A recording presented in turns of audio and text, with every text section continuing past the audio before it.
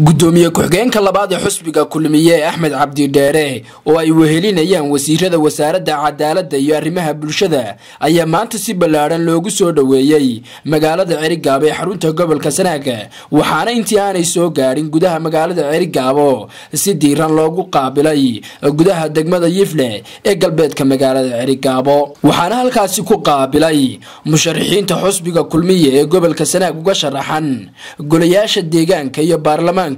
سعيد جبريل حسن iyo sidoo kale Maxamuud Warsame Jaamac waxaana soo dhaweyntaasi si ballaaran uga muuqday taageerayaasha labadani musharax waxaana munaasabad loo qabtay soo dhaweyntaasi hadalka uu kala dambeeyay musharaxiinta kala Sacid Jibriil Xasan iyo sidoo kale Maxamuud Warsame Jaamac waayeel aqoonyahan iyo sidoo kale wasiirka wasaaradda arrimaha bulshada iyo qoyska waxaanu halkan ku soo dhaweynaynaa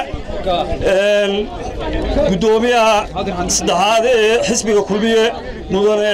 Axmed Cabdi Dheere iyo waftiga uu hogaaminayo ee nooga yimi caasimadii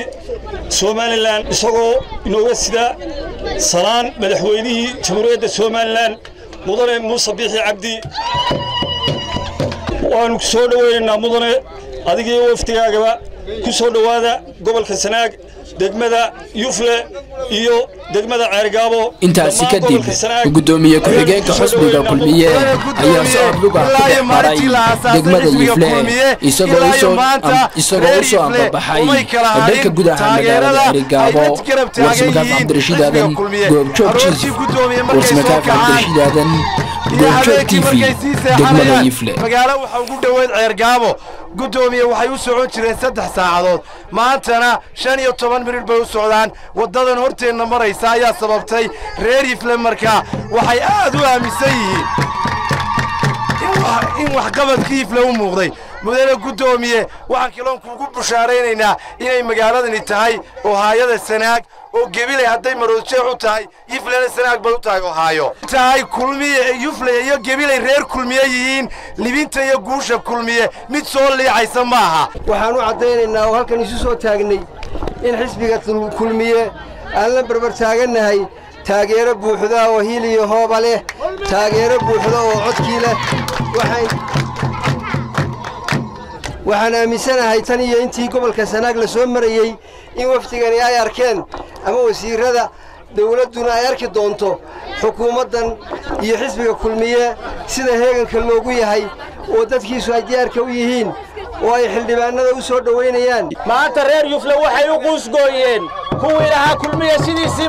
waad aragtaan wali caasimadii gobolka ee Cerigabo la islama gaarin waxdaraha waxa dhigaya waa Yufle bal Cerigabona maxaad ka malaynaysaa aad iyo aad baanu idinku mahad celinaynaa dadweynaha reer Yufle waxaanu ka codsanaynaa siday maanta noogu soo baxeen inay u soo baxaan maalinta doorashada codkana u bixiyaan iyadana aad iyo aad uga codsanaynaa xildhibaanada u sharaxan Yufle ee ka sharaxan xisbiga kulmiye inaad soo saartaan